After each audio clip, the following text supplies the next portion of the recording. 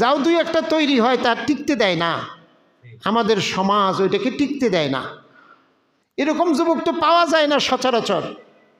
মানুষ বেশিরভাগ যুবকরা স্বার্থপর, স্বার্থপর পরিবেশ থেকে স্বার্থপর যুবক বের হয়। দুই একটা ব্যতিক্রম বের হইলে তাকে সহ্য করতে পারে না কায়েমি স্বার্থবাদী শক্তি, তাদের কাছে এটা বরদাস্ত হয় না। কোনো না কোনোভাবে এই দুনিয়া তাদেরকে ছাড়তেই হবে, এই টার্গেট তাদের থাকে। এই লোকটা প্রায়ই বলতো যে 30 বারের উপরে তার হুমকি দিছে, সে সাংবাদিক সম্মেলনে নানান জায়গায় বক্তৃতায় বলছে। এই লোকটার নিরাপত্তার অভাবে তাকে পিস্তল ঠেকাইয়া গুলি কইরা এই দুনিয়া থেকে বিদায় কইরা দিছে। বিদায় করাটাই তাদের উদ্দেশ্য ছিল, সে চলে গেছে। এখন যেই লোক এরকম সত্য কথা বলে,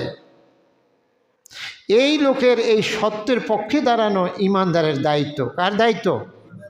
আমি আপনি সত্য বলতে পারি না সাহস করে, অন্তত যে পারে তাকে সাহস জোগানো দরকার। তাহলে আপনার এই যে না পারার দুর্বলতা আল্লাহ মাফ করতে পারে। আল্লাহ